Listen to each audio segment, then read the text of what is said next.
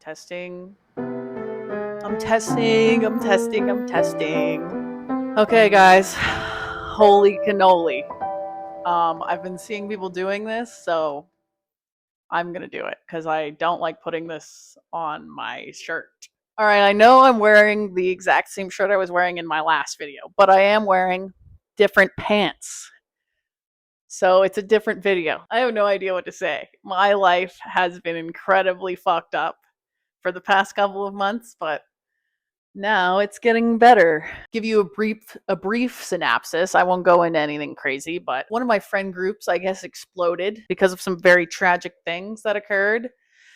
Um, I had to move, obviously. As you can see, I have a new bookshelf arrangement. One of my friends, or a friend of a friend, that I was kind of close-ish to, but not really, but it still affected me greatly, got murdered. So that was really sad and tragic. And all of this happened all in the month of February.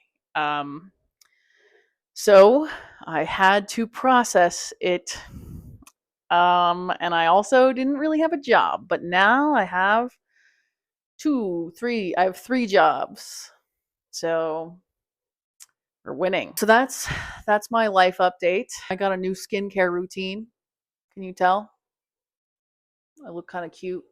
But aside from all of that, what I wanted to talk about today were books. So, let me go get the books I want to talk about. I've been thinking a lot about my content recently, kind of what I want it to look like. And I'd like it to be, I guess, a little more intellectual in some ways. I mean, don't expect anything crazy from me because I'm not going to sit here and pretend like I'm an academic. But I will say that my reading has changed quite significantly. I've gotten a little more literary over the years, and I think especially in the last couple of months. Some things that might have changed that are I facilitate a Black book club now, which I am incredibly honored to do. And it's forced me to read books that I already had, honestly. But I guess I was kind of intimidated by just because of the content, or, I felt like it was too heavy for me to read at the time, especially with everything I had been going through. But with the book club, I have had to push past that feeling. And it's really kind of deepened the experience I've had of reading. Also, over the winter, I reread some books that I have already read in the past. When I first started reading, I guess back in 2019 ish, I was reading a little bit before that, but when I got really seriously into reading, and I would kind of just try to read as many books as I could. I bought some books that were really small because I just wanted to get through them. These books have really deeply impacted me, so I wanted to talk about them today. Kind of a big topic of conversation lately, I think, especially in the book world or in the online space in general. People are really craving analog stuff, kind of rejecting technology in a way, which I knew would happen eventually. Hopefully, it continues to happen, and more so in full force. Not to say that all of the internet is bad, but I think it's safe to say that some of it is incredibly damaging and boring, even. There's been a lot of talk about how content has all kind of become homogenous and uninteresting and quick. We arrive at the topic of brain rot. And that's just like watching garbage on the internet, which is not new. There's been plenty of garbage on television for years, and people have been watching that, and nobody's called that brain rot. I think the internet brain rot is like a whole nother evil genre of actual brain rot. I mean, like the Fruit Love Island thing is just fucking ridiculous. Like, can we all agree on that? Wouldn't even be on TV. Like, it's just so bad. It's so bad. And the AI is so terrible, and we're not going to have any water, and blah, blah, blah, blah, blah. So instead of doing all of that, I think it's a really good idea to read some books, especially if you're craving some more analog content in your life. And I guess one thing I want to share before I get into the books, part of the reason I haven't been making YouTube videos is because in order for me to process all of my emotions around everything that's been going on in my life, I've really had to like distance myself from the internet in a pretty big way. I still use Instagram and I kind of use it too much, in my opinion. But I have started doing this thing where I turn my phone off every Sunday. Luckily, I kind of have the luxury of doing that. Now, I don't have two phones. It's not like my parents or someone can call me if there's an emergency in their life, which is kind of risky. And I have to find a way to mitigate that. But I don't have anything to do on Sundays typically. Sometimes I work, but I really try not to. I've kind of become addicted to being off of my phone, which is awesome. It's like the best place to be in life. It's not on your phone. So I guess all of that to say is I want to encourage you to try turning your phone off and putting it in a drawer like once a week.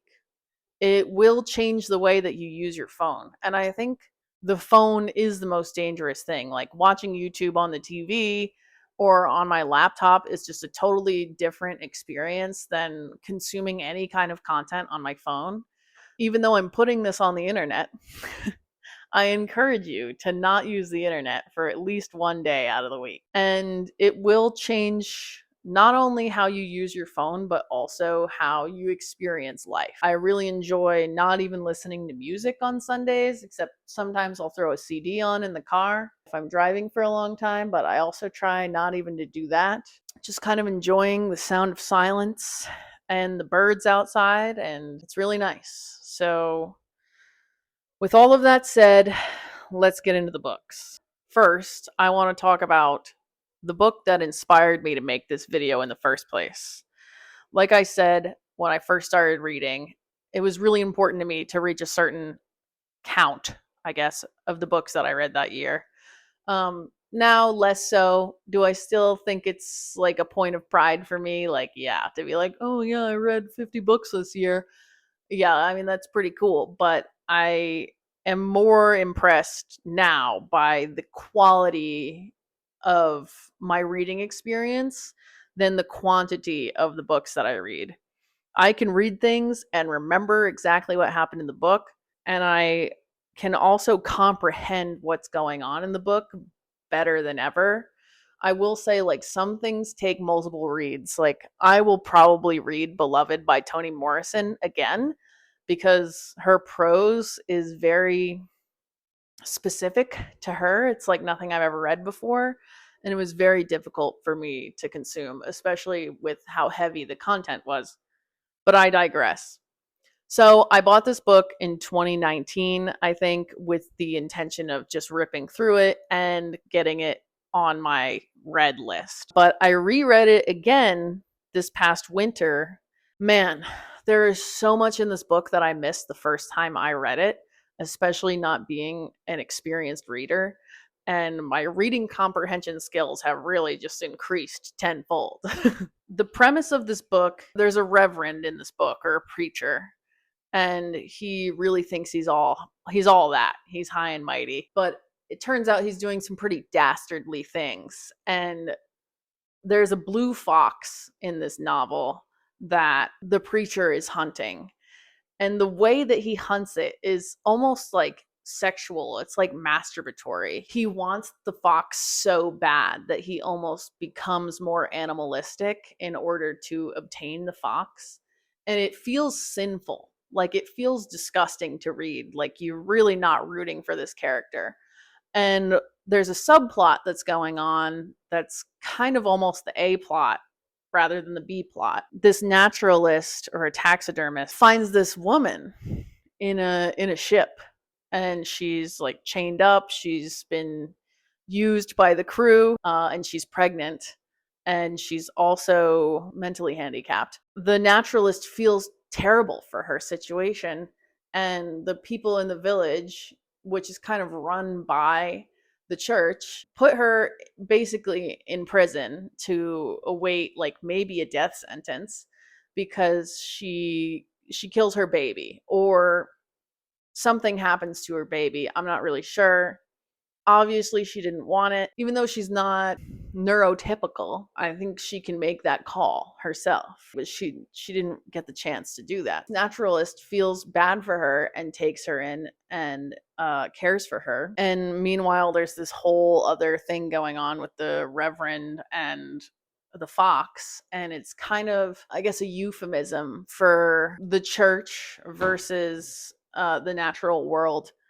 And it's just an incredible book. And I got so much out of it the second time I read it. I think that reading books like this book is very poetic. It's very strange. It's like nothing I've ever read before. I think it's Icelandic. It's like a totally different writing style than I'm used to. I will give myself some grace and be like, okay, yeah, the first time I read this, I didn't get it at all. But there's so much hidden in the pages. There's so much subtext. This book is only like 113 pages, and there are a lot of pages, especially in the beginning, that have like this much text on them. Pacing is very important. There's a reason why there's only that much text on the page. It forces you to slow down and think about what's being said, and if you're just like speed reading it, you're just not going to get as much out of it as you would if you took your time with this book. That being said, I do think I still read it all in one day, but it took me a couple of hours. It's just like an incredibly deep and thought-provoking book if you give it a chance. And I think that if you want to avoid your brain rotting in your skull, that you should read things like this. So that's one recommendation for you. Small things like these. Everyone's heard of this book probably if you're on the scene, but the first time I read it, it really didn't leave a huge impact on me. I couldn't understand why so many people were so excited about it.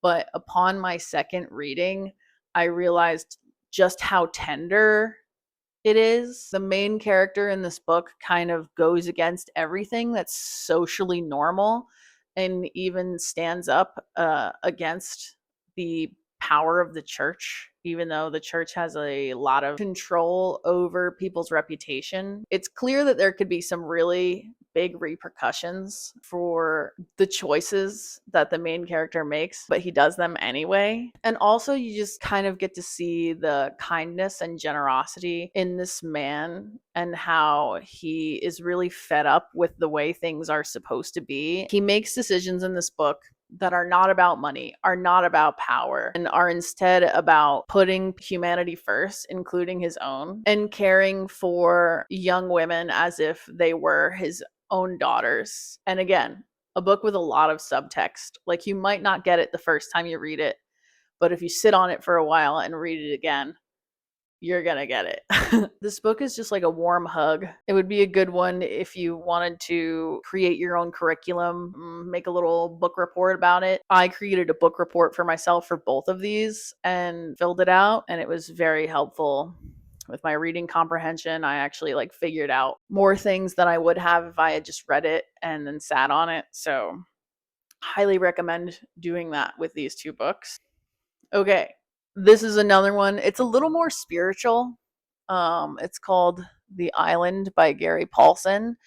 Gary Paulson wrote Hatchet, which I'm sure a lot of you had to read in school. I did, at least. It's very cute. It's very summery too. But I think this is a book I have read twice or three times now. It's like roughly 200 pages. What I like about this book is it doesn't take itself seriously. It's very funny, but it does leave you kind of thinking about a lot of things. If you know the definition of the word sonder just kind of means to walk around and realize that strangers' lives are just as complex as your own. Will really thinks about that a lot. And he also thinks about his connection to the natural world and how adults tend to lose that connection, especially when they're caught up with work and kind of maintaining a certain status in life. He really just wants to sit on this rock, on this island all day and kind of observe nature because he wants to learn about himself and his own interior world. And all of these adults in his life have no idea what he's doing, and they think there's something seriously wrong with him. They think there's something psychologically wrong with him. They think maybe he's on drugs or he's drinking, but really he just wants to self-reflect. and grow as a person. It's really quite funny. In the beginning of every chapter, Will has a little epilogue that he kind of writes to himself, like it's his journal. And then there's really serious moments that made me like actually cry in this book, like when Will's writing about his grandmother. And the way Gary Paulson writes is kind of like whimsical, but it also really encapsulates that feeling of nostalgia like perfectly, and also gets you to think about your own life and your own family in very nuanced and new perspectives that you might not have thought about before. So I'm going to read you this excerpt from page 54, chapter 8.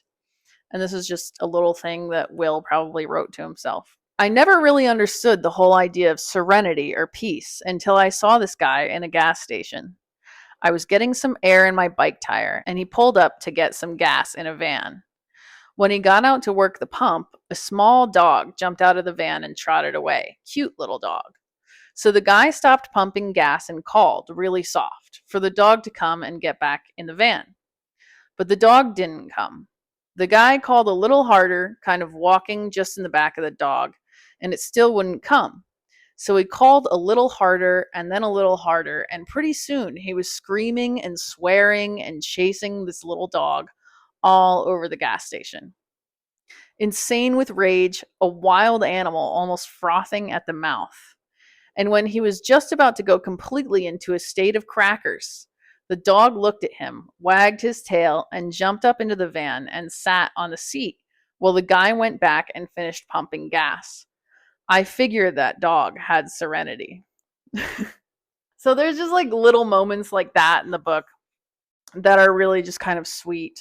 And it's fun to think about a kid of 15 like reflecting on these things. It's very meditative and also kind of gets you to think, like I said, about your own life and other people's lives. There's some like cute little pictures in here of Will's paintings. Highly recommend this if you're trying to fight brain rot. All right, you would never know this, but my microphone died, so I have to do this again. I love Giovanni's Room by James Baldwin. I had to read this for the Black Book Club that I host because that's the book that we picked for this month, and I'm so glad I did. This is the second book I've read by James Baldwin.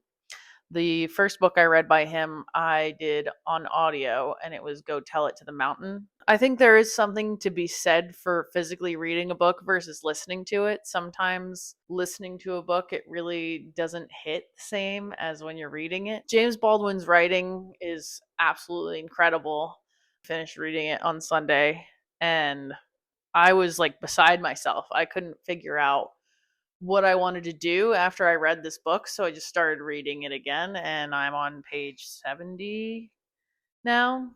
It's kind of riveting. It's really just pacing is like spot on. The length of the book is perfect for what it's trying to accomplish, and I am just in awe of the literary genius in this book. So essentially, Giovanni's Room is all about shame.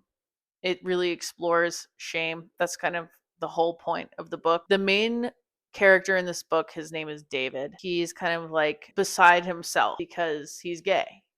And he doesn't really want to admit it to himself, but he always tends towards men. And the only woman he's ever really talked about in this book is Hella, who he is currently engaged to, but she's kind of on the fence about him, and obviously he's on the fence about her. He has a bunch of gay friends in Paris, but he looks down on all of them because he doesn't like their lifestyle. Meanwhile, the only reason he looks down on them and judges them as harshly as he does is because he hates himself. And he winds up falling in love with this man named Giovanni. Things unravel fairly quickly. There's a part of this book where David is sitting at a bar with a couple of his gay friends, whom he calls fairies. They're all older than him. And they explain to him that the most tragic thing or the most dangerous thing to actually do is to deny yourself love, simply because you're ashamed of it. I think this paragraph sums it up pretty well. He says, so there's this guy in the book. His name's Jaquez. He says, love him. Love him and let him love you. Do you think anything else under heaven really matters? And how long, at best, can it last? Since you are both men and still have everywhere to go. Only 5 minutes, I assure you. Only 5 minutes, and most of that in the dark. If you think of them as dirty, then they will be dirty. They will be dirty because you will be giving nothing. You will be despising your flesh and his.